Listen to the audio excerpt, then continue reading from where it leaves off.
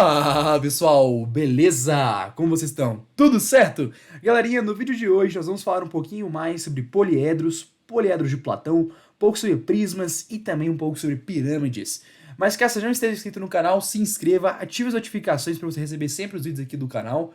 Uma coisa também, se inscreva nas nossas redes sociais, nós temos um Instagram, o nome é @canal_exatas, e também siga o nosso site, dá uma olhada na plataforma de física que a gente criou, beleza? É www.canalexatas.com.br. Galera, no vídeo de hoje a gente fala um pouquinho sobre isso tudo, mas antes eu só queria fazer um aviso aqui. Eu peço desculpa pela minha voz, eu tô com uma dorzinha de garganta, então se eu estiver falando um pouquinho estranho é por conta disso, beleza? Galera, a aula de hoje vai ser uma continuação de uma aula que a gente fez no passado. Como assim uma continuação? É basicamente um conhecimento que eu acredito que você tenha, que seja bom você saber. Então, a gente na última aula falou um pouco sobre polígonos. E polígonos é a base para você entender poliedros, tá bom? Então, caso você queira, assista essa aula aqui primeiro e depois dê uma olhadinha na aula de polígonos que a gente tem aqui no canal. O nome dela é Revisão, aula de Matemática 1. Vou deixar aqui na descrição, beleza? Galera, quando a gente fala de polígonos, a gente viu que são figuras bidimensionais, como por exemplo, o quadrado, o triângulo, o hexágono, o pentágono, e eram figuras que a gente sabe que eram formadas por vários lados. Por isso o nome, polígono. Poli vem de vários, gono vem de lados. E eram figuras, então, formadas por vários lados. Quando a gente fala de poliedros, são figuras que não são agora bidimensionais, assim como os polígonos. Agora são figuras tridimensionais. Então aqui a gente tem como exemplo o cubo, temos a pirâmide, temos a famosa caixa de sapato, que a gente pode dizer que é o paralelepípedo. Então, esses são alguns exemplos de poliedros. A gente vai estudar eles aqui hoje, beleza? A primeira coisa que a gente tem que falar é olhar a palavra. Perceba que poliedros, poli vem de vários e edros vem de faces. Então, são figuras que são formadas por várias faces. Lembre-se também que uma face é nada mais nada menos que um polígono. Perceba que aqui eu desenhei um cubo. Nesse cubo a gente tem aqui uma face, que é o que eu pintei de roxo. É como se fosse uma superfície. Eu tenho aqui para vocês um cubo mágico, e esse cubo mágico, cada uma das cores representa uma face. Então é como se fosse essa superfície bem aqui. Perceba que essa superfície nada mais é que um polígono. No cubo, isso aqui seria um quadrado. A gente sabe que um quadrado é um polígono. Sempre que a gente fala de poliedros, a gente vai ter alguns elementos, que são três. O primeiro deles é a face, que a gente acabou de comentar. O segundo deles é a aresta. Galera, perceba o seguinte. Aqui eu tenho um polígono e aqui eu tenho outro polígono. Cada um desses polígonos é formado por lados, tá bom? Agora perceba uma coisa. Quando eu tenho encontro de dois lados, eu tenho esse lado aqui e eu tenho esse lado aqui. Quando eu tenho encontro de dois lados, eu vou ter a formação daquilo que chamamos de aresta. Aresta é como se fosse isso aqui, ó. Peraí. Esse carinha bem aqui, ó. É como se fosse isso aqui. Perceba que é o encontro dos lados de duas faces. Tudo bem? Então, quando você tem um encontro de dois lados, você vai ter a formação de uma aresta. Beleza? Galera, um outro elemento que a gente tem é o vértice. O vértice é nada mais nada menos que o encontro de três arestas. Então perceba que três ou mais arestas, pode ser 4, 5, enfim, vai depender muito do polígono. Então, perceba que aqui a gente tem um encontro de três arestas que formam um vértice. Então o vértice é o encontro, é como se fosse essa bolinha, esse pontinho, que é o encontro de três ou mais arestas. Beleza? Aqui outro exemplo, a gente tem a pirâmide de base quadrangular. Daqui a pouco a gente vai falar um pouquinho mais sobre ela e também sobre alguns outros polígonos. E perceba o seguinte, por que base quadrangular? Porque tem a base de um quadrado, beleza? Perceba o seguinte, aqui a gente tem uma face, que perceba que essa superfície aqui é esse polígono. E repare que a gente também tem as arestas, perceba que a gente tem os lados desse quadrado. E também temos os lados do triângulo. Repara que o encontro de dois lados forma uma aresta. E também temos o vértice, que é o encontro de três ou mais arestas que formam esse pontinho bem aqui. Beleza? Galera, agora uma coisa. Na matemática, quando a gente fala de geometria espacial, a gente vai encontrar um monte de figura. Não apenas o cubo, não apenas a pirâmide, a gente vai encontrar outros casos. Por exemplo, o cone ou a esfera. Galera, o cone é muito famoso, a gente vê muito ele na rua, por exemplo, e a esfera não precisa nem falar, né? Enfim, agora a Copa do Mundo, né? A bola de futebol. A gente vê isso em todo qualquer lugar. Agora, eis a pergunta. E a gente sabe que isso aqui é algo tridimensional, tem três dimensões. Agora, isso aqui seria um poliedro? Gente, vamos analisar aqui a definição de poliedro. Poliedros são várias faces. Face é nada mais que um polígono. Então, o poliedro são vários polígonos. Perceba que aqui você não vai ter nenhum polígono. Agora, perceba, o que seria um polígono? Abriu o que é formado por lados. Repare que aqui você não vai ter nenhuma figura que é formada por lados. Perceba que aqui você tem um círculo. Aí você pode pensar, Abreu, o círculo tem lado? Não tem, gente. Se você estiver um pouquinho confuso quanto a isso, dê uma olhadinha lá de polígonos, beleza? Aqui no canal. Então, repara que aqui você não vai ter nenhum tipo de poliedro. Perdão, você vai ter um tipo de poliedro, porque você não vai ter nenhum polígono. Então, para ser poliedro, tem que ser formado por polígonos. E não é o caso. No cone, você não vai ter nenhum polígono. Você não vai ter um quadrado, uma pia, você vai ter um triângulo. Não. Você vai ter apenas uma superfície lisa, que vai envolver o cone, e o círculo, que não é polígono. E a esfera, Abreu? Gente, a esfera é a mesma coisa. Você não vai ter nenhum tipo de polígono aqui dentro. Apenas uma grande superfície. Tá bom? Então a gente não considera esses caras polígonos, beleza?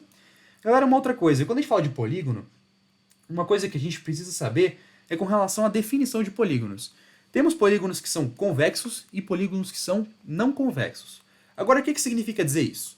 Galera, um polígono ser convexo ou não convexo é o seguinte. Vamos supor que eu pegue dois pontos aleatórios. Eu pego esse ponto aqui e esse ponto aqui. E eu vou traçar entre eles um segmento de reta.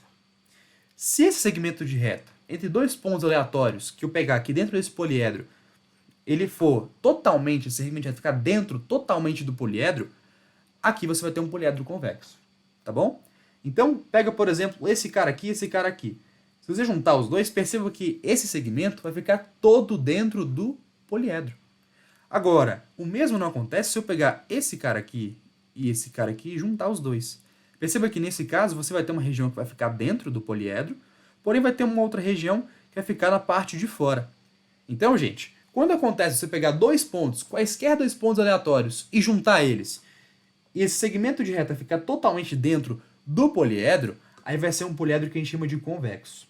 Agora, se você pegou quaisquer dois pontos e uniu eles e viu que tem uma parte que ficou para fora, seria um poliedro não convexo. Uma outra coisa, você talvez encontre alguns livros mais antigos da matemática, esse polígono, esse tipo de polígono, esse tipo de poliedro, sendo chamado de não convexo ou também côncavo. Só que, gente, por que a gente não pode chamar de côncavo? Porque ele não apresenta uma concavidade. Concavidade é como se fosse uma curvona assim, tá bom? E reparem que isso aqui não apresenta concavidade. Se não apresenta concavidade, isso aqui não pode ser chamado de côncavo, beleza? Por isso que o termo mais correto de se falar, atualmente, é não convexo e convexo, beleza? Inclusive na escola, 2 anos atrás, por exemplo, eu estudei sendo convexo e côncavo, e hoje em dia essa nomenclatura está incorreta, tá bom? Entrou em desuso. Agora, galera, quando a gente fala dos poliedros, tem uma relação que vai aparecer. Existem algumas relações. O que seriam essas relações? São basicamente algumas fórmulas que você consegue aplicar aqui para os poliedros. A primeira delas é a relação de Euler. Euler, uma vez vai analisar uma série de poliedros, vai perceber o seguinte. Se você pegar o número de vértices e somar com o número de faces, isso aqui vai ser igual ao número de arestas mais 2. Gente, perceba o seguinte. Aqui eu tenho um cubo. Nesse cubo, quantos vértices que eu tenho? Bom, só contar. Tenho 1, 2, 3, 4, 5, 6, 7, 8 vértices. Beleza? Vamos deixar aqui 8. Agora, quantas arestas eu tenho? Vamos contar. 1, 2, 3, 4, 5, 6, 7, 8, 9, 10, 11, 12. 12 arestas. Beleza. Quantas faces eu tenho? A gente já viu, né? Vamos pegar aqui o cubo mágico, por exemplo. Ó. Repara que eu tenho 1, 2, 3, 4. Vamos fazer aqui, ó. 1, 2, 3, 4, 5, 6 faces. Agora, gente, olha que interessante que o Euler percebeu. Ele reparou que se você pegar o número de vértices e somar com o número de faces, vai ser igual ao número de arestas mais 2. Então perceba, 8 mais 6 é quanto? 14. Repara que 14 é a mesma coisa que 12 mais 2. Gente, número de vértices, número de faces, número de arestas. Olha que legal. Então, o Euler foi um camarada que descobriu isso. Para você decorar essa fórmula, essa relação, basta saber o seguinte. Tem um mnemônico, né? Vamos fazer amor a 2, tá bom? Você consegue decorar. Agora também tem outra relação que a gente vai estudar, que é uma relação que não tem nome, mas é que é basicamente a relação das arestas. Você consegue encontrar o número de arestas de qualquer poliedro. Lembre-se, gente, esses poliedros têm que ser convexos, tá bom? Essa relação de Euler serve para poliedros convexos. Aqui é escrito polígonos, tá? Escrevi errado. Galera, porque confunde, quando você vai estudando a matéria assim, confunde muito o nome polígono com poliedro. Poliedro. Beleza. Agora, galera, perceba o seguinte. Esse carinha aqui, vamos tentar calcular o número de arestas que ele tem. Primeiro vamos calcular do cubo, que é um pouquinho mais fácil que esse cara aqui de baixo. Galera, perceba o seguinte. Para calcular o número de arestas, a gente pode utilizar ou essa relação aqui, se a gente souber o número de vértices ou o número de faces, só jogar e tentar descobrir o número de arestas. Beleza? Uma equação. Agora, também temos uma outra relação, que é essa aqui. Eu falei para vocês antes que uma aresta nada mais é do que o encontro entre dois lados. Então perceba o seguinte, basta pegar os lados, dividir por 2, porque eu sei que uma aresta é o encontro de dois lados, então basta pegar o número de lados e dividir por 2. Só que quantos lados eu tenho? Isso vai ser determinado pelo número de faces. Então, para você calcular o número de arestas, basta pegar o número de faces que você tem, multiplicar pelo número de lados que você tem e dividir por 2. Só que aí, vamos aplicar aqui primeiro. Vamos lá. Então, o número de arestas vai ser igual ao número de faces vezes o número de lados sobre 2. Vamos ver se isso aqui realmente funciona. Vamos lá. Temos quantas faces aqui no cubo? Temos 6 faces. Agora é o seguinte, gente. Lados. Como assim lado? Galera, lembre-se que a gente falou que uma face é um polígono e que polígonos são formados por lados. Então, quando a gente fala dos lados, é basicamente falar o seguinte. Quantos lados tem a face? Reparar que cada uma dessas faces tem quantos lados? Tem 4 lados. Vou pegar isso aqui e dividir por 2. Galera, perceba que 6 vezes 4 dá 24. 24 dividido por 2 dá 12. Galera, olha que legal. Então, o número de arestas deu a mesma coisa aqui e aqui. Portanto, tá certo o que a gente fez. Agora é o seguinte, quando a gente fala desses números de lados aqui, gente, número de faces, isso aqui serve apenas para um tipo de face. Como assim? Vamos supor que eu tivesse um poliedro que ele tivesse 2 tipos de faces. Perceba que aqui ele tem uma face que é quadrada. Aqui, ó. Ele tem faces quadradas, só que ele também tem faces triangulares. Agora, como que eu conseguiria calcular o número de arestas desse polígono, desse poliedro?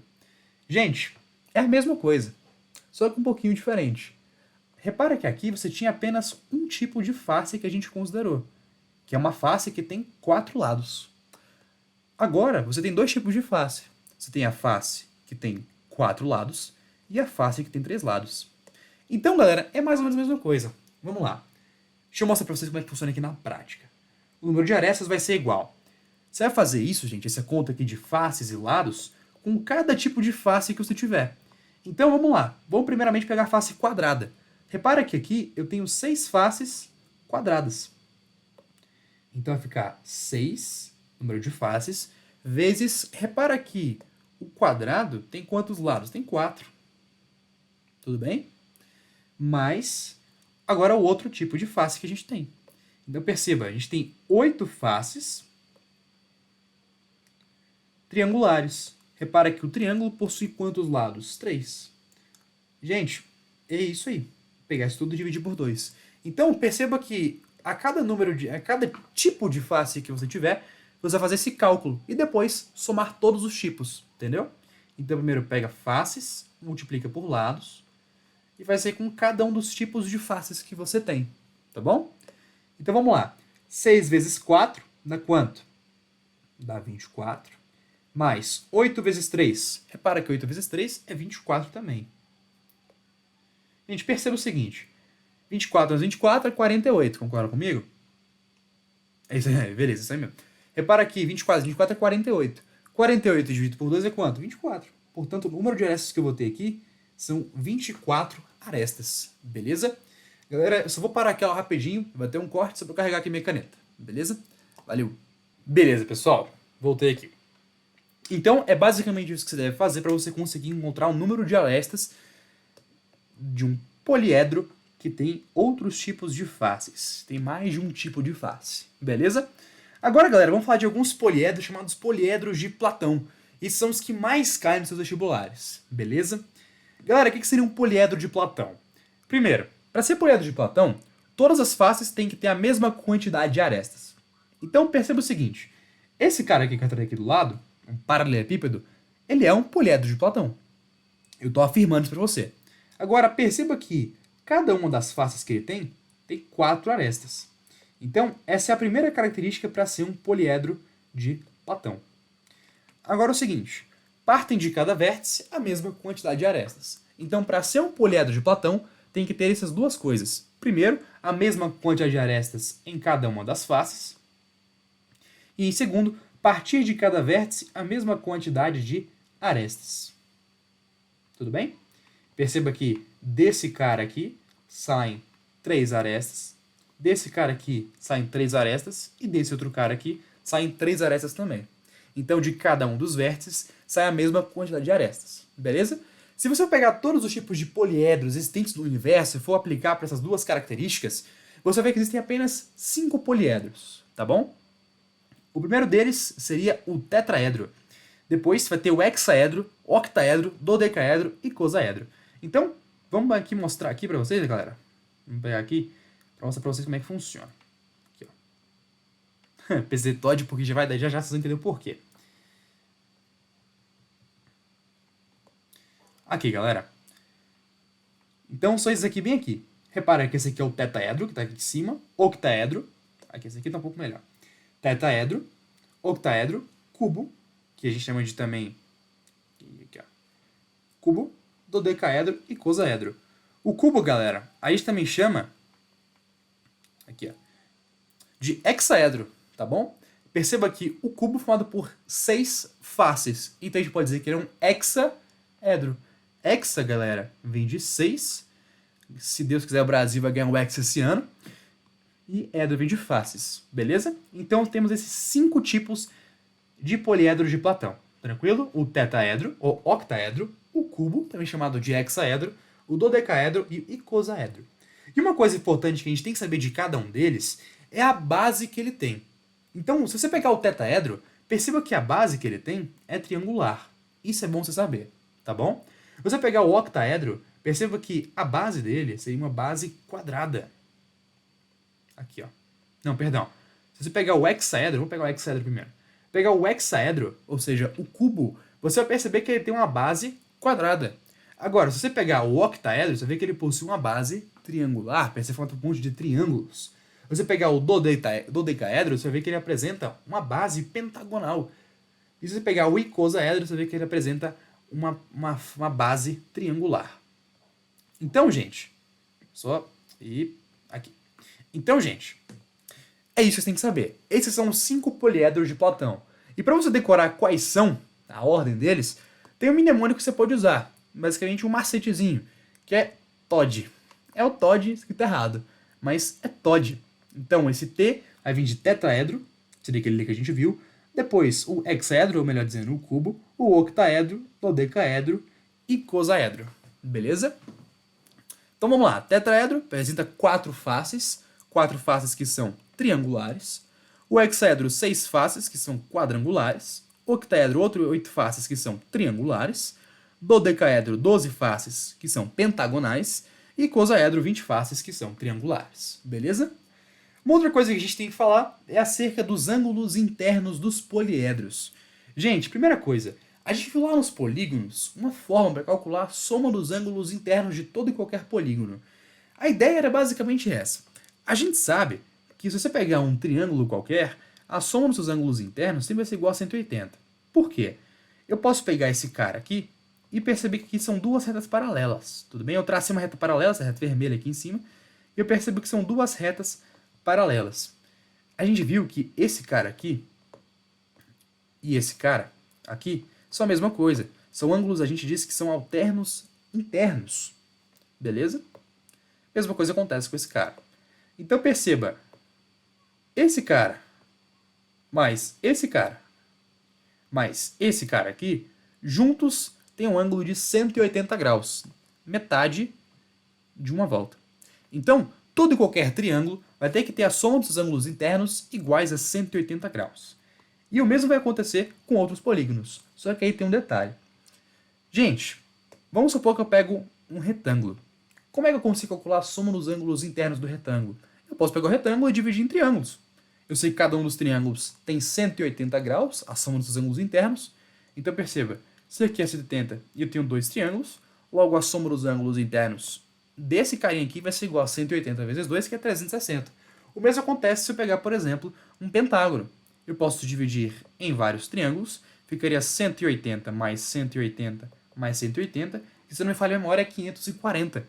Então a soma dos ângulos internos vai ser igual a isso aí que a gente acabou de falar. E tem uma fórmula para a gente calcular. Só que essa fórmula vale para os polígonos. Basicamente, para você conseguir calcular a soma dos ângulos internos de todo qualquer polígono, basta você pegar 180 e multiplicar pelo número de lados menos 2. Então perceba, se for um triângulo, tem 3 lados. 3 menos 2 é 1.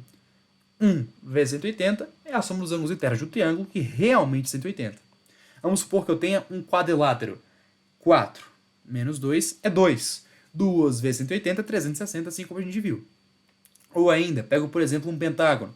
5 menos 2, 3. 3 vezes 180, 540. Então, a gente utiliza a formulazinha que a gente consegue calcular a soma dos ângulos internos dos polígonos.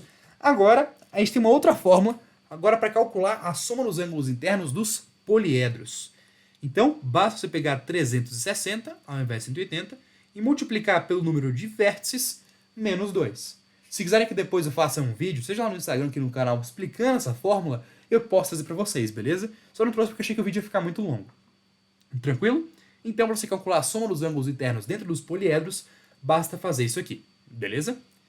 Agora, bora falar um pouco de prismas. Galera, para ser alguma coisa ser prisma, para alguma figura ser prisma, tem que ter duas características. Assim como os poliedros de Platão, agora tem que ter duas características.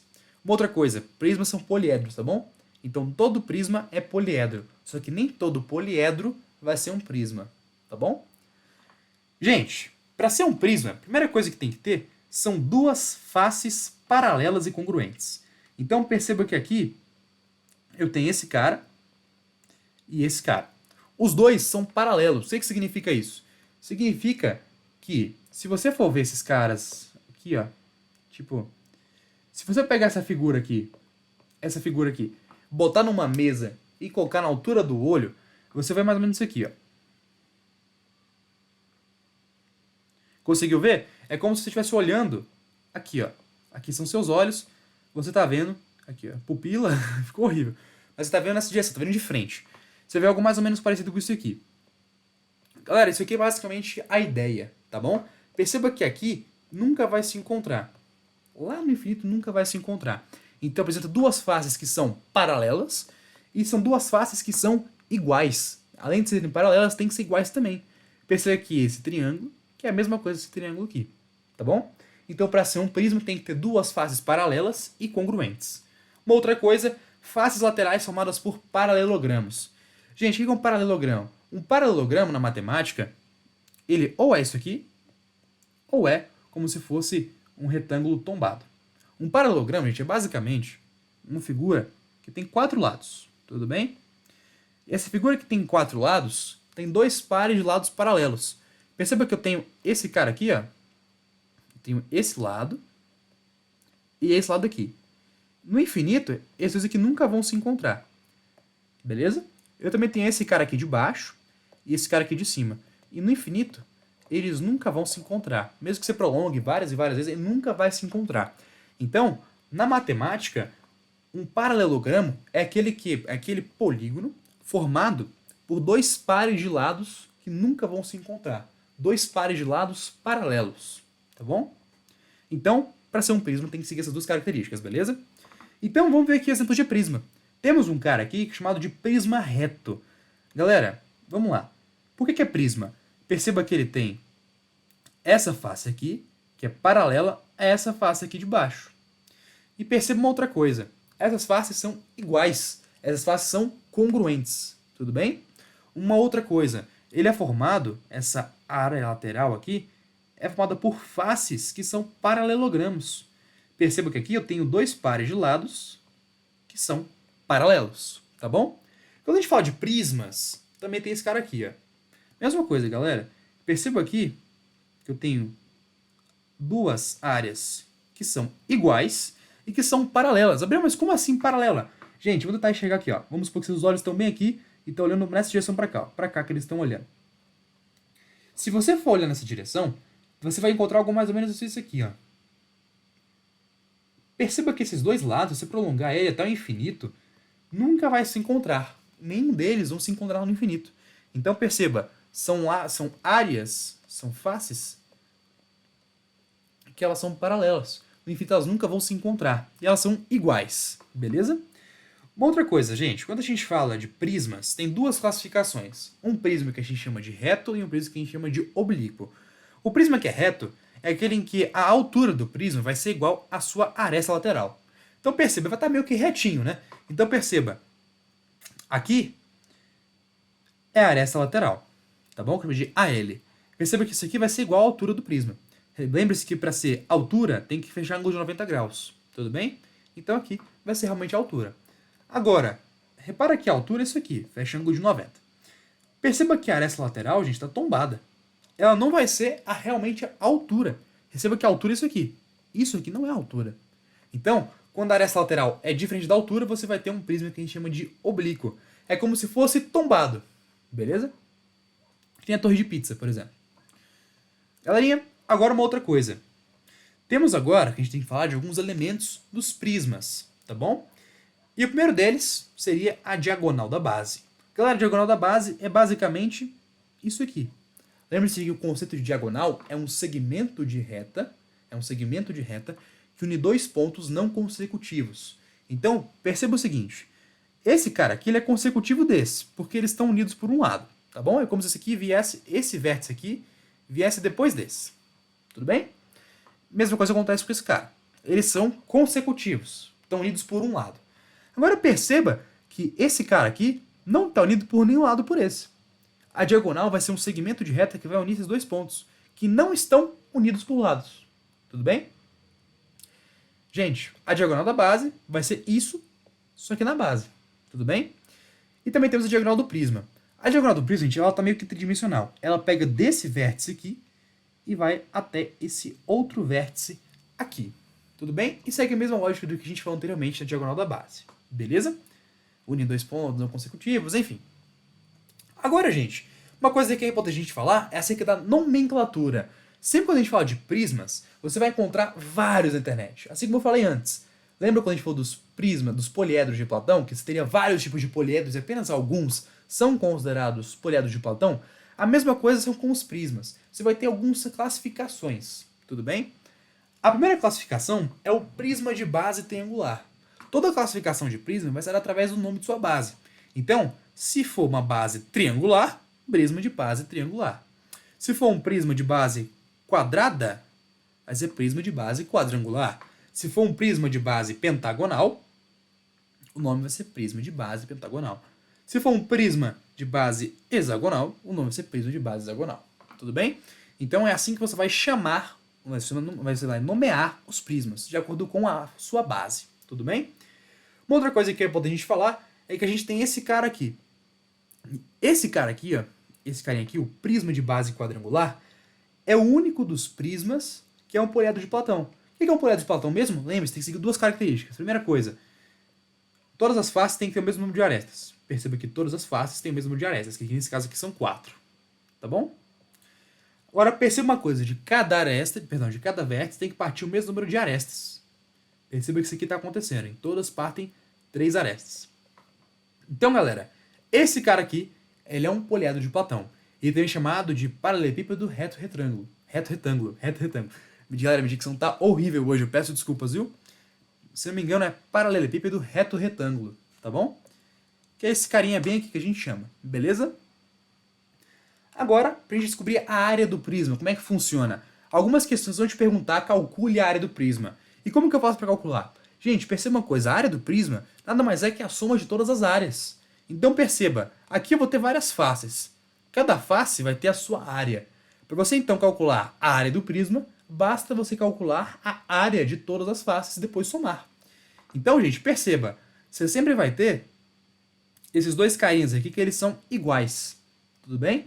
Então a gente pode dizer que a primeira coisa é pegar 2 vezes a área da base e depois somar com essa área lateral. Tudo bem? Que é essa questão da área de todos os paralelogramos. Beleza? Então, para você calcular a área de todo qualquer prisma, basta pegar 2 vezes a área da base e você somar com a área lateral. Beleza? Tranquilo. Agora, para calcular o volume de um prisma, como é que funciona? Galera, eu quero que você imagine uma pilha de livros, tá bom? Deixa eu pegar alguns livros aqui, vou pegar alguns mangás. Tinha um mangá que eu gostava muito, chamado de One Punch Man. Aqui, ó. Deixa eu pegar aqui, pegar um monte. Galera, é o seguinte. Isso aqui, eu vou assumir que seja um prisma, tá bom? Por que isso aqui seria um prisma? Em primeiro lugar, repara que essa área aqui, essa face aqui, ela é igual a essa aqui de baixo, tá bom? E perceba que aqui são dados por paralelogramos. Esse daqui é paralelo a esse, nunca vai se encontrar. Esse é paralelo a esse, nunca vai se encontrar. Então isso aqui é um prisma, tá bom? Uma coisa, perceba o seguinte, o volume nada mais é do que aquilo que vai estar ocupando no espaço. Concorda comigo? Então, gente, para você calcular o volume de um prisma, é meio que o seguinte. Vamos supor que eu tenho esse livro aqui. Eu tenho esse mangá. Coloco o mangá em cima, tá bom? Repara que aqui vai ser a área da base vezes essa alturazinha que está tendo, o volume que está tendo. Coloco mais um. Mais um. Mais um. Mais um. Mais um. Mais um. Mais um. Mais um. Até fechar. Isso aqui vai corresponder ao volume do nosso prisma. Agora perceba uma coisa. O volume desse prisma nada mais é do que a área da nossa base vezes o tanto de livros que eu coloquei. Ou seja, vezes a altura. E perceba uma coisa, gente. Esse aqui é o nosso volume. Se eu meio que jogar todos os livros um pouquinho para o lado, o volume vai mudar? Tipo, se eu colocar todos os livros um pouquinho para o lado aqui, ó, deixar ele meio tombado, o volume vai mudar? Não. O volume continua o mesmo. Até mesmo porque os livros que estão aqui são os mesmos. A única coisa que mudou foi a distribuição. Então, gente, para você calcular o volume de todo qualquer prisma, seja um prisma reto, um prisma oblíquo, basta você pegar a área da base e multiplicar pela altura. Que nesse caso era como se fosse a área aqui do livro, multiplicar pelo tanto de livro que eu tinha. Tudo bem? E agora, para a gente finalizar nossa aula, vamos falar um pouquinho sobre pirâmides. Pirâmides também são poliedros. Tudo bem? Lembre-se que poliedros são figuras formadas por várias faces. Perceba que isso que acontece aqui. Agora é o seguinte, quando a gente fala de pirâmide, a gente tem alguns elementos da pirâmide. Vocês têm que saber nas sessões de vestibular, vocês têm que saber. O primeiro, gente, seria a altura. Como é que funciona a altura de uma pirâmide? A altura da pirâmide, a partir desse vértice aqui de cima, e ela vai ir até o meio da nossa área de baixo. Tudo bem? Então ela pega lá no vértice de cima e ela vai até o meio da área da base. Isso aqui vai ser a nossa altura. Agora, tem uma outra coisa que você tem que saber. Por que eu coloquei aqui um raio, né? Por que eu coloquei aqui um raio? Galera, lembre-se que a gente fez lá quando falou de polígonos. Existem figuras que a gente pode colocar dentro de um círculo, tá bom? Um caso é justamente o nosso hexágono. A gente pode colocar dentro de um círculo e aqui esse é o nosso raio. Supondo que isso aqui é a parte central da nossa figura. Uma outra coisa que a gente tem que saber é o apótema. Lembre-se que a gente viu o apótema quando falou lá dos nossos poliedros. E perceba que isso aqui é o apótema da base, assim como a gente viu naquela aula de lá. Beleza? Uma outra coisa. Também tem o apótema da pirâmide. O apótema da pirâmide, gente, é basicamente esse carinha aqui. Eu pego ele lá do vértice ali de cima e eu passo por um lado. Eu passo por uma face da pirâmide, uma face lateral da pirâmide, até chegar aqui na metade da aresta. Isso aqui seria o apótema da pirâmide. São elementos que você tem que saber. Uma outra coisa. Como é que eu faço para calcular a área da pirâmide? É a mesma lógica. Basta você calcular a área da base e depois calcular a área lateral. É quase que a mesma coisa que os prismas. No prisma tinha só uma diferença. Ao invés de ser uma área da base, como a gente tem aqui na nossa pirâmide, percebe que aqui tem apenas uma área da base. Aqui a gente tinha duas. Então, a única diferença é essa. Para você calcular a área de uma pirâmide, basta você pegar cada uma dessas áreas aqui, essa área que a gente chama de área lateral, e somar com a área da base. Beleza? Uma outra coisa, como funciona para a gente calcular o volume de uma pirâmide? É a mesma coisa, só que um pouco diferente. Você lembra que quando a gente fez o volume do nosso prisma, a gente pegou a área da base e multiplicou pela altura? Para calcular a área da pirâmide é a mesma coisa, só que vai ter um detalhe a mais. Você vai dividir por 3. Beleza? É isso, gente. Uma outra coisa, eu vou tentar disponibilizar para vocês o mais cedo possível uma aula de exercícios. Mas eu quero ainda gravar uma aula teórica de Matemática 2. Então, eu não sei se eu vou conseguir postar para vocês a aula de exercícios, isso que a prova é amanhã. A escola acabou dificultando isso, né? Colocou a prova sábado e uma prova sexta-feira, então dificultou a gravação de vídeos aqui no canal. Mas aí, gente, é o seguinte, tem alguns da lista da Luciana, nossa querida professora que colocou lá no nosso Classroom, que eu super recomendo fazerem, beleza? No mais, é isso, galera. Um forte abraço, se inscreva aqui no canal, veja o nosso Instagram, lá vai ter todo o material em PDF disposto por lá. E é isso, gente. Obrigadão pela atenção. Valeu!